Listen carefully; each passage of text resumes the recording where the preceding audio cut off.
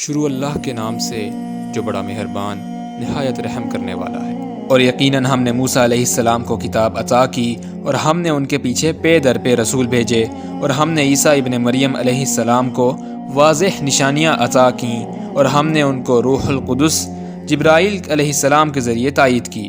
تو کیا جب کبھی تمہارے پاس کوئی رسول ایسا حکم لائے جسے تمہارے نفس پسند نہ کرتے تھے تو تم اکڑ گئے؟ پھر بعض کو تم نے جھٹلایا اور بعض کو قتل شہید کرتے رہے۔ اور یہود کہتے ہیں کہ ہمارے دل غلاف میں بند ہیں، نہیں بلکہ ان کے کفر کی وجہ سے اللہ نے ان پر لعنت کر دی، پس ان میں سے کم ہی ایمان لاتے ہیں۔ اور جب ان کے پاس اللہ کی طرف سے آئی وہ کتاب قرآن جو اس تورات کی تصدیق کرتی تھی جو ان کے پاس تھی، تو انہوں نے اس کا انکار کیا، حالانکہ وہ اس سے پہلے حضور صلی اللہ علیہ وآلہ وسلم کے وسیلے سے کافروں پر فتح کی دعا مانگتے تھے۔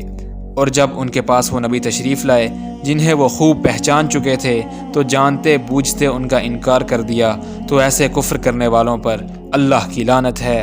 بہت بری ہے وہ چیز جس کے بدلے انہوں نے اپنی جانوں کا سودا کیا کہ وہ اس کا انکار کرتے ہیں جسے اللہ نے نازل فرمایا، محض اس ضد میں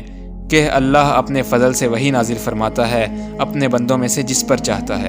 تو وہ اللہ کے غضب پر غضب کے مستحق ہوئے اور کافروں کے لیے رسوا کرنے والا عذاب ہے۔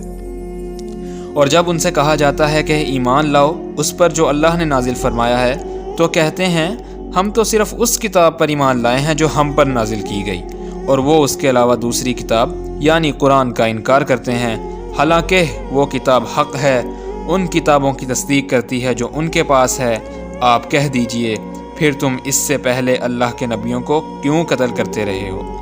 اگر تم واقعی تورات پر ایمان رکھتے تھے؟ اور یقیناً موسیٰ علیہ السلام تمہارے پاس واضح نشانیاں لے کر آئے،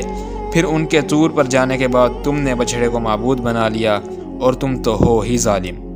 اور یاد کرو جب ہم نے تم سے پختہ عہد لیا اور تمہارے سروں پر طور پہاڑ کو بلند کیا اور تمہیں حکم دیا جو ہم نے تمہیں دیا ہے اسے مضبوطی سے تھامو اور غور سے سنو۔ انہوں نے کہا ہم نے سن لیا، اور بعد میں کہا ہم نے نہیں مانا، اور ان کے دلوں میں بچھڑے کا تقدس بسا دیا گیا تھا ان کے کفر کی وجہ سے۔ آپ فرما دیجئے بہت بری ہے وہ بات جس کا تمہیں تمہارا ایمان تلقین کرتا ہے اگر تم واقعی مومن ہو۔ آپ فرما دیجئے اگر اللہ کے ہاں آخرت کا گھر صرف تمہارے لیے ہی مخصوص ہے دیگر لوگوں کے سوا، تو پھر موت کی تمنا تو کرو اگر تم اس بات میں سچے ہو، اور وہ ہرگز کبھی بھی اس کی تمنا نہ کریں گے ان کرتوتوں کی وجہ سے جو ان کے ہاتھوں نے آگے بھیجے ہیں، اور اللہ ظالموں کو خوب جاننے والا ہے۔ اور آپ ان یہود کو ضرور پائیں گے زندگی پر سب لوگوں سے زیادہ حریص، حتیٰ کہ مشرکوں سے بھی زیادہ۔ ان میں سے ہر فرد چاہتا ہے کہ کاش اسے 1000 برس کی زندگی دی جائے، اور یہ طویل عمر کا مل جانا بھی اس کو عذاب سے نہیں بچا سکتا،